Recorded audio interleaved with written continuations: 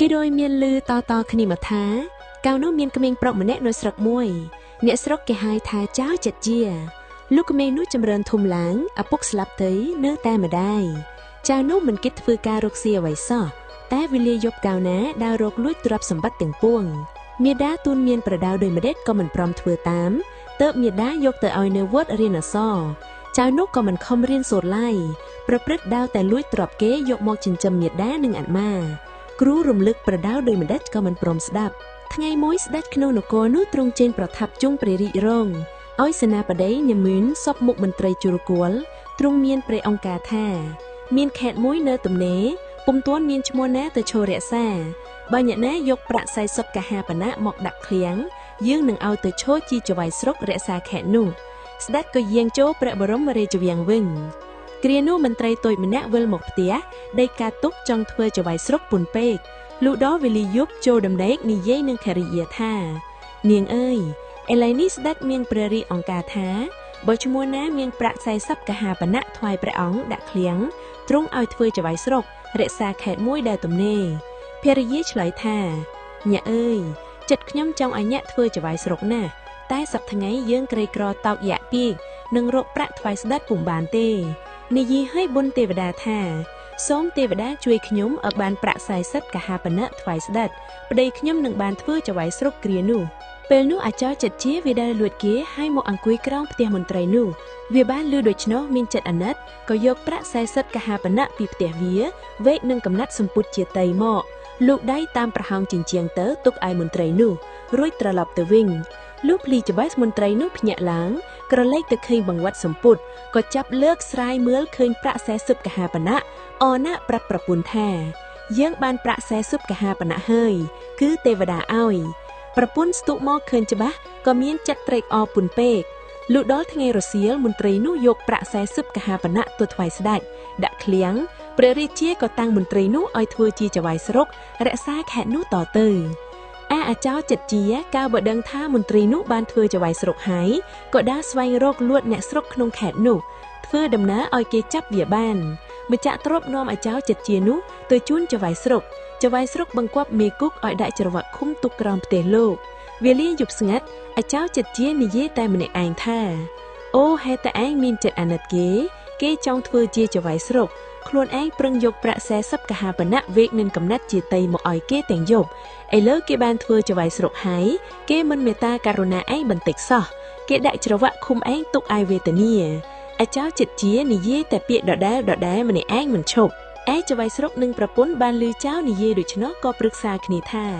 ចៅវានិយាយនេះត្រូវដូចរឿងខ្លួនយើងគួរឆ្ងល់ណាស់គួរតែយើងចោះទៅសួរវាឲ្យជាក់ច្បាស់ទើបចៅស្រុកចោះពីផ្ទះទៅសួរចៅនោះថា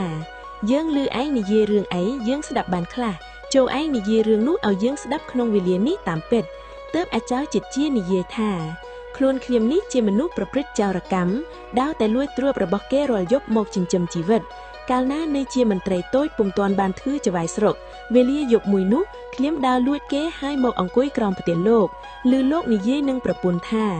យើងបានប្រាក់40កហាបណៈមកពីណាថ្វាយស្ដេចឲ្យធ្វើចៅស្រុកខេត្តមួយប្រពន្ធលោកថាយើងក្រីក្រម្លេះនឹងបានពីណា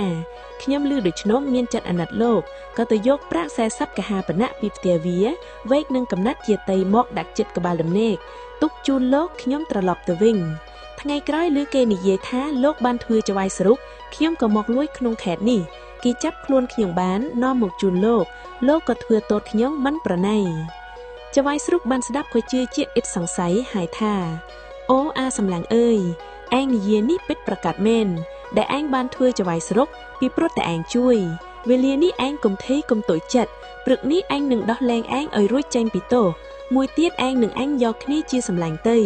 ចៅស្រុកសួរថាឯងឈ្មោះអីបរោះនោះជម្រាបថាខ្ញុំឈ្មោះអាចោចិត្តជារួចចៅស្រុកក៏ឡើងលើផ្ទះវិញលុះភ្លឺច្បាស់ចៅស្រុកបង្គាប់មេគុកឲ្យដោះអាចោចិត្តជារួចពីទោសហើយគិតថាសម្លាញ់អើយឯងនៅនឹងអញចុះអញចិញ្ចឹមឯងពីថ្ងៃនេះតទៅឯងកុំលួចគេទៀតអាចោចិត្តជាឆ្លើយថារឿងលួចនេះអញមិនឈប់ទេដែលអញលួចទ្រព្យគេនោះគ្រាន់តែយកចិញ្ចឹមមាតាមេម៉ាយចៅស្រុកក៏ឲ្យប្រាក់30កហាបណៈយកទៅឲ្យមាតា ឯចៅចិត្តជាមិនព្រមយកចៅវាយស្រុកសួរថាផ្ទះអាសម្លាញ់ឯងនៅឯណាចូលឯងប្រាប់ឯងឲ្យត្រង់ឯចៅចិត្តជាប្រាប់ថាឯងនៅផ្ទះនោះហើយលាចៅវាយស្រុកទៅផ្ទះវិញគ្រានោះលោកយមរាជនិងមន្ត្រីតូចម្នាក់កោសក្តីវិវាទទាស់ស្ទែងឈ្នាជាយូរខែហើយមន្ត្រីតូចនោះពុំគិតសម្លាប់លោកយមរាជនោះឲ្យបានមន្ត្រីតូចនោះមានស្រីបម្រើម្នាក់ជាទីទុកចិត្តប្រើដោយម្ដេចបានទាំងអស់ស្រីបម្រើនោះខំផ្គប់គុណចៃវាយមិនឲ្យទាស់ចិត្តវេលាយប់ស្ងាត់មន្ត្រីនោះនិយាយនឹងស្រីបម្រើថា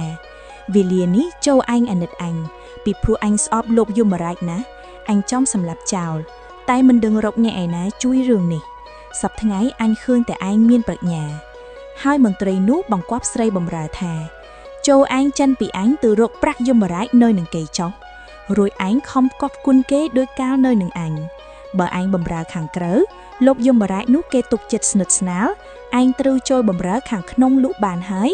ឯងចាំមើលរាល់វេលាយប់ស្ងាត់កាលណាយមរាជនឹងស្លាប់មិនខានគ្មានអ្នកណាដឹងឡើយ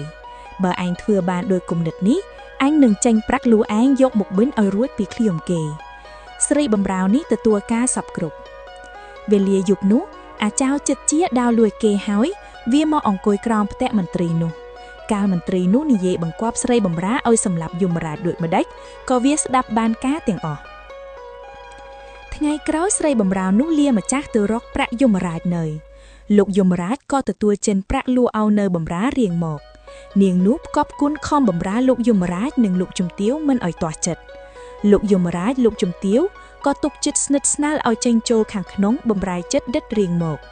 វេលាមួយនោះពេលយប់ស្ងាត់ស្រីបម្រើនោះវាដឹងថាលោកយមរាជនិងលោកជំទាវសម្រានលោកហើយវាដុតភ្លើងរំលាយសំណឲ្យពុះក្តៅហើយវាលើកសំណនោះចាក់ក្នុងមាត់លោកយមរាជស្លាប់ទៅរួចវាត្រឡប់ទៅដេកតាមកន្លែងវិញលុះព្រឹកឡើងលោកជំទាវភ្ញាក់បានដឹងថាប្តីស្លាប់ក៏ស្រែកទ្រហោយំមនុស្សផ្អើលមកមើលឃើញលោកយមរាជស្លាប់មែនតែមិនដឹងជាស្លាប់ពីរោគអីដោយគ្មានស្លាកស្នាមបន្តិចសោះលោកជំទាវនោះទៅក្រាបបង្គំទូលស្ដេចតាមរឿងដែលស្លាប់ព្រះរាជាទ្រង់ក៏ចាត់មន្ត្រីឲ្យមកមើលតែមិនដឹងស្លាប់ពីរឿងអីព្រោះគ្មានហេតុស្លាកស្នាមក៏ទៅក្រាបបង្គំទូលតាមរឿងព្រះរាជាទ្រង់ឲ្យយកសពទៅបញ្ចុះតាមគួរទៅក្រោយនោះជារដូវបុណ្យទ្វារដ៏សមៈដែលមានសពមុខមន្ត្រីចូលគាល់ព្រះមហាក្សត្រទ្រង់មានព្រះរាជាអង្គការថាបើអ្នកឯណារកឈ្មោះមនុស្សដែលស្លាប់យមរាជបានដឹងច្បាស់ប្រកបយើងឲ្យធ្វើទីយមរាជរួចទ្រង់ស្ដេចយាងចូលខាងក្នុងវិញសេនាបតីណាមានសពមុខមន្ត្រីក៏ទៅផ្ទះរៀងខ្លួនគ្រានោះចៅវាយស្រុកដែលជាសម្លាញ់អាចៅចិត្តជាចង់ធ្វើយមរាជណាស់បានទៅរកអាចៅចិត្ត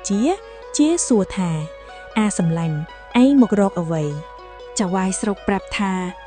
អញមកមានការសួរឯងបន្តិចដបិតលោកយមរាជស្លាប់ដោយឥតមាននរណាដឹងថាស្លាប់ពីរោគអ្វីឥឡូវនេះស្ដេចមានព្រះរាជអង្គការថាបើអ្នកឯណារកឈ្មោះមនុស្សដែលសម្លាប់យមរាជឃើញពិតប្រាកដទ្រង់នឹងឲ្យធ្វើទីយមរាជរឿងនេះអាសម្លាញ់ឯងបានដឹងទេដបិតអញចង់ធ្វើយមរាជណាស់អាចៅចិត្តជាឆ្លើយថា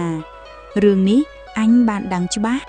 ព្រោះនៅវេលារាត្រីមួយនោះអញដើរលួចគេហើយអញមកអង្គុយក្រោមផ្ទះមន្ត្រីតូចម្នាក់នៅខាងជើងផ្ទះលោកយមរាជឆ្ងាយពីគ្នាបន្តិចមន្ត្រីនោះប្រាប់ស្រីបម្រើម្នាក់ថាអញស្អប់លោកយមរាជពេកចង់សម្លាប់ចោលព្រោះជាសត្រូវនឹងអញក្នុងគ្រានេះត្រូវឯងជួយអញជាប្រកបដូច្នោះត្រូវឯងចេញពីផ្ទះអញទៅរកផ្ទះលោកយមរាជនៅបើគេព្រមទទួលឲ្យនៅត្រូវឯងខំបម្រើគេឲ្យត្រូវចិត្តបើគេទុកចិត្តស្និទ្ធស្នាលប្រើចេញចូលនៅខាងក្នុងវេលាណាលុះដាវយប់ស្ងាត់ឯងត្រូវដិតភ្លើងរំលីសំណឲ្យពុះក្តៅ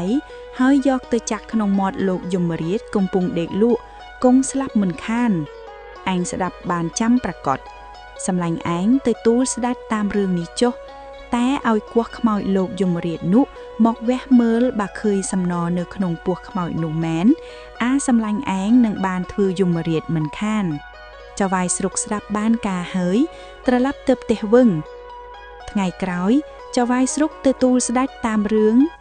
ទ្រង់ឲ្យភ្នាក់ងារទៅចាប់មន្ត្រីនោះនិងមេស្រីនោះយកមកឃុំទុក ទ្រង់ឲ្យគាស់ខ្មោចលោកយមរាជមកវះមើលឃើញសំណនៅក្នុងពោះមែនទ្រង់ឲ្យជំនុំរឿងនោះមេនោះឆ្លើយថាខ្ញុំសម្លាប់លោកយមរាជពិតប្រាកដទ្រង់ឲ្យប្រហារជីវិតទាំងពីរនាក់ចោលទៅទ្រង់ក៏តាំងចៅហ្វាយស្រុកនោះឲ្យធ្វើទីយមរាជឯចៅហ្វាយស្រុកកាលបើធ្វើទីយមរាជហើយឲ្យបំរើទៅហៅអាចៅចិត្តជាសម្លាញ់មកលុះមកដល់ប្រាប់ថាអាសម្លាញ់អើយឯងមានគុណនឹងអញច្រើនណាស់ឥឡូវនេះអញបានធ្វើយមរាជហើយដែលអញបានធ្វើយមរាជនេះគឺដោយសារឯងជួយអញពីថ្ងៃនេះទៅឯងកុំលួចគេទៀតអញចិញ្ចឹមមាតាឯងនិងសម្លាញ់ឯងលុះអស់ជីវិតអាចៅចិត្តជាឆោយថាអញសុំលួចតែម្ដងទៀតរួចត្រឡប់ទៅផ្ទះវិញលុះយប់អាចៅចិត្តជាទៅលួចដង្ខៅម្នាក់បានប្រាក់នឹងសម្ពុតអាវជាច្រាងយកទៅជូនមាតាលុះព្រឹកឡើងអាចៅចិត្តជាមកប្រាប់លោកយមរាជថាអាសម្លាញ់យប់មិញអញចូលលួចគេបានប្រាក់នឹងសម្ពុតអាវច្រើនណាស់ពីថ្ងៃនេះទៅអញលះបង់ចោលរឿងរកស៊ីលួចគេហើយអាសម្លាញ់ឯងជឿចុះលោកយមរាជតបថាបើឯងឈប់រកស៊ីលួចគេនោះអញអរណាស់